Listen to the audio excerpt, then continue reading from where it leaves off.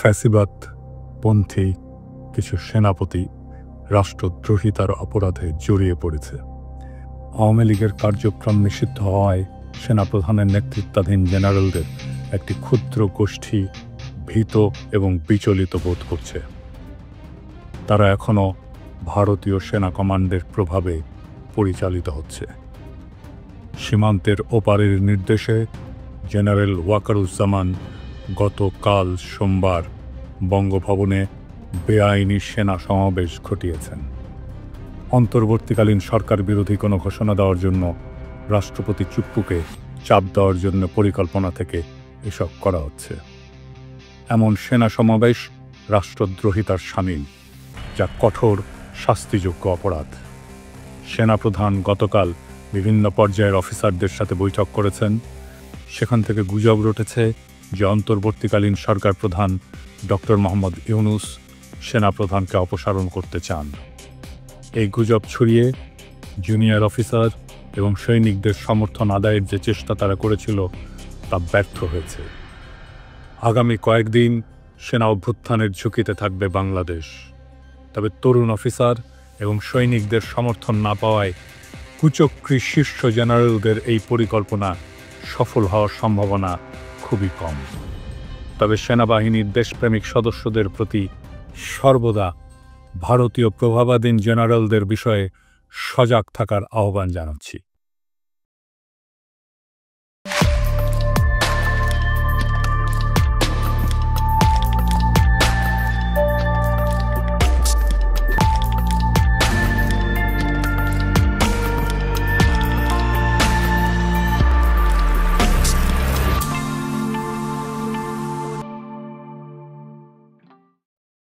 দশই মে শনিবার, তারিখটা একটু দেখায় দিয়ে নির্দেশ সাহেব। এই দিনে এই সিদ্ধান্ত হয়েছিল আওয়ামী লীগ নিষিদ্ধ হচ্ছে। ওই একই দিনে প্রায় একই সময়ে মার্কিন যুক্তরাষ্ট্রের ভার্জিনিয়া রাজ্যের 2675 প্রসপারিটি এভিনিউতে অবস্থিত ইউএস সিটিজেনশিপের ইমিগ্রেশন সার্ভিস বা USCIS এর অফিস স্থানীয় সময় সকাল 8:45 ঘটছে আর এক ঘটনা। মার্কিন নাগরিকত্বের আবেদন করে চূড়ান্ত শপথ নিতে আসা 30 থেকে 35 জন বিভিন্ন দেশের নাগরিক হাজির আছেন। ইমিগ্রেশন কর্মকর্তারা দেশভেদে যারা উপস্থিত তাদের নাম ডাকছিলেন। প্রথমে কয়েকটি দেশের নাম ডাকার পর ওই দেশগুলার আমেরিকান নাগরিকত্ব পাওয়া ব্যক্তিরা দাঁড়ায় তাদের উপস্থিতি নির্দেশ করেন। এরপরেই আসে বাংলাদেশের নাম। বাংলাদেশের নাম ঘোষণার পরে 3 জন নাগরিক দাঁড়ায় তাদের উপস্থিতি নিশ্চিত করেন। এই 3 জনের মধ্যে 2 জন সাধারণ বাংলাদেশি নাগরিক হইলেও একজন অত্যন্ত আশ্চর্যজনকভাবে দক্ষিণ এশিয়ার একটা দেশে জয় বাংলা হয়ে যাওয়া এক মাফিয়া ডাইনির সন্তান। হ্যাঁ, ঠিকই ধরেছেন, আমি 5,500 বিজ্ঞানী জয়ের কথা কইতেছি। গত 10ই মে মার্কিন নাগরিক হিসেবে শপথ নিছে জয়। কার্ল রানির পুত্র জয় আমেরিকার সংবিধানকে সমুন্নত রাখার শপথ নিছে। আমেরিকান সংবিধানের প্রতি আনুগত্য প্রকাশ করে শপথ নিছে। ওই যে কুত্তা নিয়ে বসে থাকে না, ওইটা কুত্তাটা গলে সুন্দর আছে। বাংলাদেশের মিশন সমাপ্তি ঘোষণা করে নাকে খত দিয়া আমেরিকান সিটিজেন হইলেন 5,500 বিজ্ঞানী।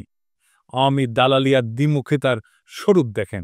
সারাদিন আমেরিকা গালি দিয়া নিজেই মার্কিন নাগরিক হলো হাসিনার গুণধর পুত্র। এই দেখেন নাগরিকত্ব গ্রহণ অনুষ্ঠানের শপথ অনুষ্ঠানের অ্যাপয়েন্টমেন্টের ছবি। আমার কাছে ওই অনুষ্ঠানের কিছু এক্সক্লুসিভ ছবি এবং ভিডিও আসছে। এইবার দেখুন এক এক করে ভিডিওগুলা।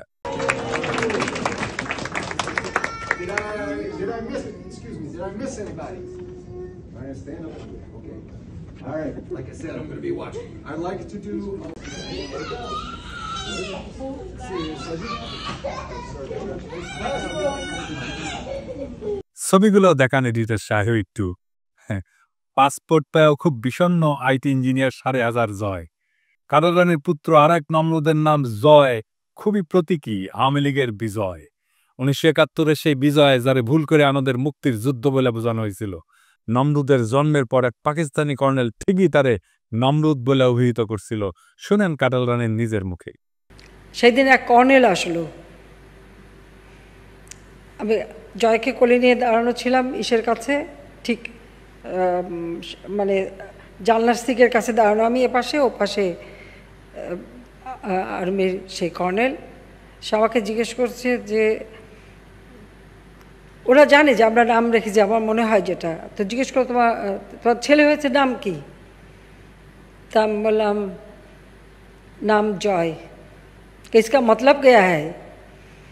তা আমি বললাম জয় মানে জয়, জয় মানে ভিক্টরি, জয় মানে আনন্দ, জয় মানে ভিক্টরি। যখন বলছি জয় মানে ভিক্টরি তখন ওর খুব মেজাজ খারাপ হয়ে গেল। ও ঘুরে যখন চলে যাওয়ার সময় বলতেছে और एक नमरूद पैदा हुआ।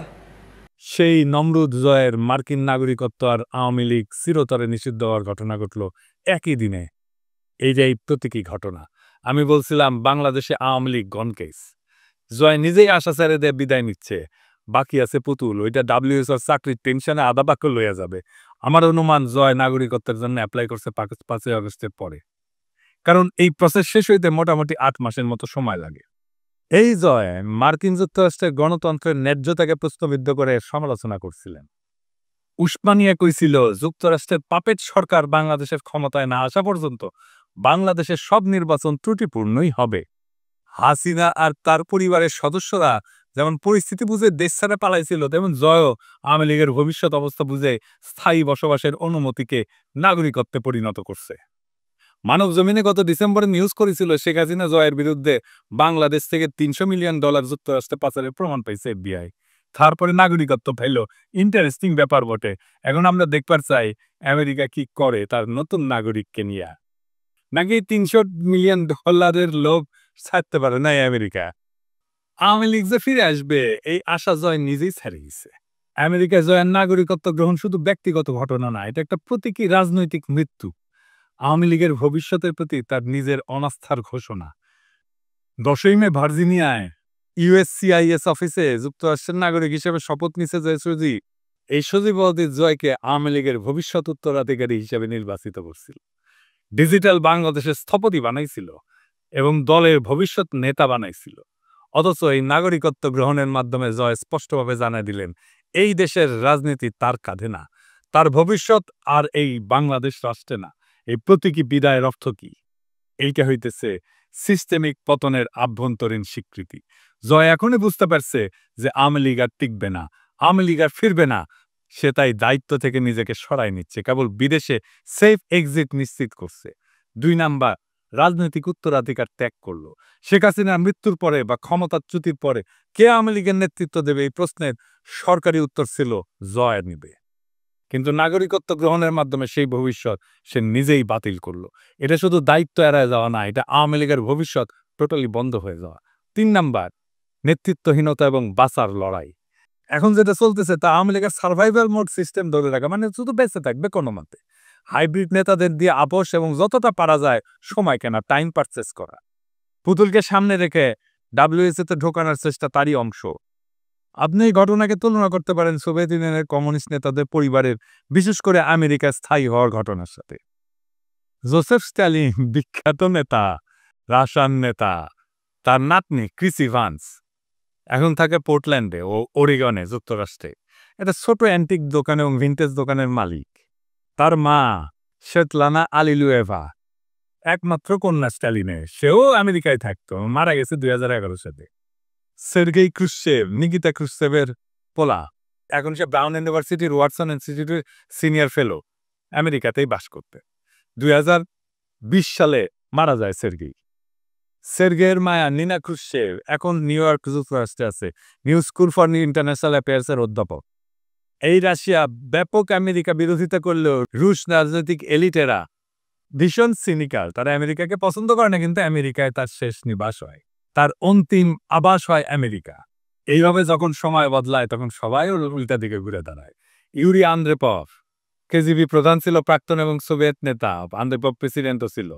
তার নাতনি তাতিয়ানা আন্দ্রোপোভা এখন মিয়ামিতে থাকে যুক্তরাষ্ট্র। সে নাচটা শেখায়, কোরিওগ্রাফি শেখায় আর কি।